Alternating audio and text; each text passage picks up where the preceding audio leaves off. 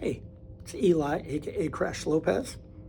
Glad to have you with me again, and no preamble, let's just get right into the content.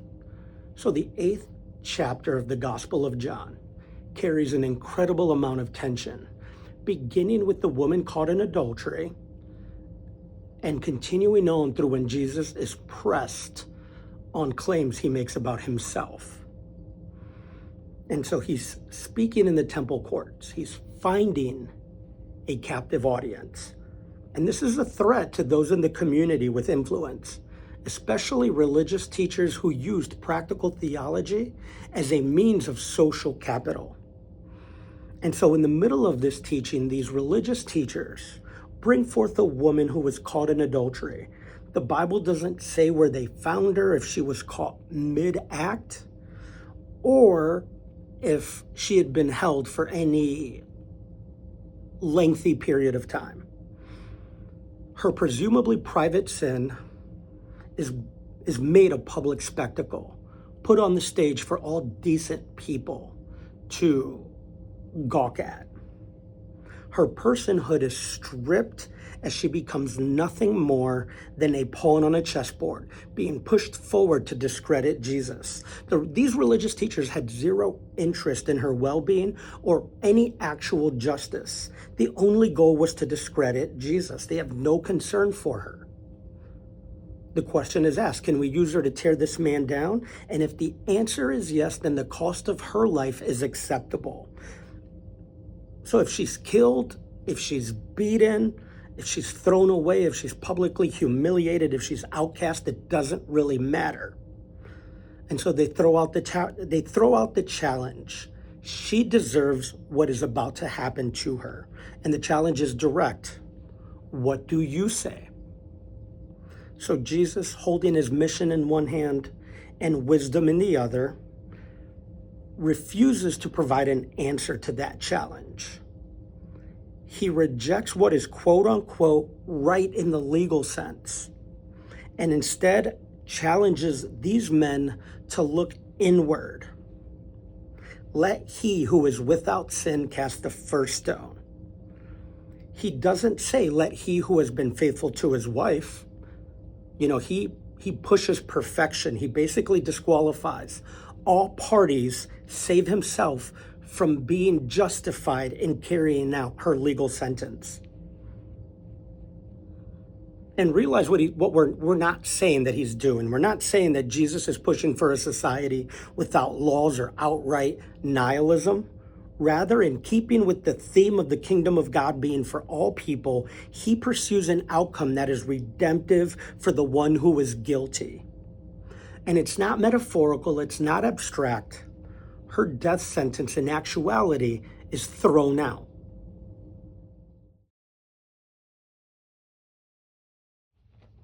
In one of my very first videos, I stated that Jesus always affirmed the humanity of all people. And while it shouldn't be controversial, sometimes it is. People are people, not tools to be used for personal gain, not to be demonized for the purpose of influencing outcomes. Christ came to this earth to redeem all people. What each person chooses to do with God's gift is up to them. But for ourselves, we have to ask, what happens when people cease to be seen as actual human beings? Does that make it easier to accept what happens to them? You see, when Black people were declared to be 3/5 of an actual person by our founding fathers, it opened up the door for continued terror across this country.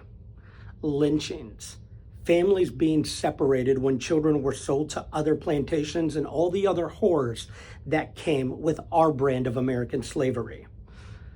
And I know people push back because they think it happened a long time ago. I don't care that it happens all over the world, and I don't care that it happened long before I was born. That same spirit of oppression persists in other forms even today. But let's connect this with a different issue altogether. Immigration, and let's start with the presupposition. Let's not kid ourselves. No one with the power to create substantive, thoughtful solutions to the issue of immigration is actually interested in doing so. We've had decades to figure this out. And take note, I didn't say that like everybody, like everywhere and every place. Specifically, I am referencing those who wield the actual political capital to make something happen. But because of forces driving this conversation towards continual chaos, we can't even determine a first step towards a more holistic, humane approach. Immigrants, both documented and undocumented, are cast as a threat to the United States, whether that is our physical safety, our economic stability, or even our cultural identity. Our hubs of information are constantly used to take a small sliver of truth and put forth a skewed reality so that different powers, seen and unseen, are free to oppress with our inaction. Social media fasts and detoxing from major news outlets allows us to escape the real world consequences of our voting patterns and political allegiances. There is a nuance to this conversation that we will never be allowed to have. Instead, it is much easier to paint an entire group of people as invaders, as criminals, as thieves, and consumers of your beloved pets. And that's why we can sit on our hands when pastors are shot as they pray over detention centers. We have nothing to say when Christians who have fled religious persecution are detained and sent back to the same homeland where they will very likely be killed for the crime of loving Jesus and not being born in the USA. Children are separated from their families and thrown into cages, while whole groups of people are lost in our system and unaccounted for, effectively disappearing them to who knows where. Fear is weaponized and turned upon both the innocent and the guilty with no discernment for actual justice. We may not be the ones with our hands on the trigger, but we carry the responsibility of speaking up when these things occur. What is wicked is not what is conservative or liberal to the left or to the right. What is wicked is that which hurts the heart of God, including the undue suffering of all people. If we can only speak against evil when the opposing political party is in the White House, then maybe our gospel witness in this country is performative and it's not prophetic.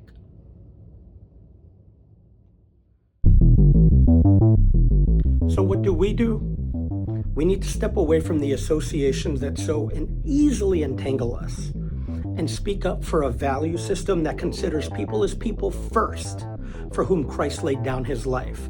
This is not a political consideration or a challenge. It is a moral and missional one.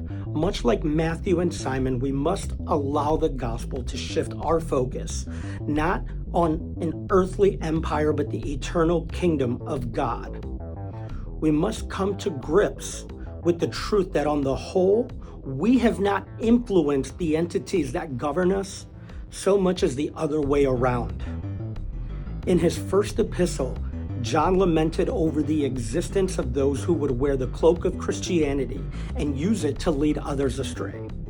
We are not immune to being seduced by those who would use our convictions to shamelessly inflict suffering on the deserving and undeserving in the name of justice. It is not an oversight. It is part of the playbook. Political parties seek to hold on to and consolidate power. The gospel challenges us to give that power up. Political parties seek to put people on a cross, on display for the world to see. The gospel challenges every single one of us to take up our own. If pure and undefiled religion is to look after orphans and widows, What does it say when we give our influence to those who create policies that creates them with no regard to human dignity? When we are silent, we are complicit. And when we are silent, we are guilty.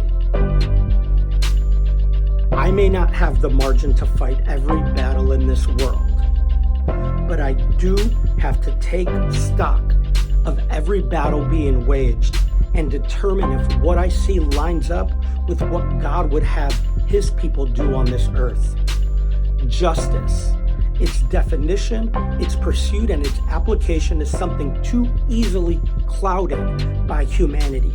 Instead, let me appeal to Christ's own words on the greatest commandment.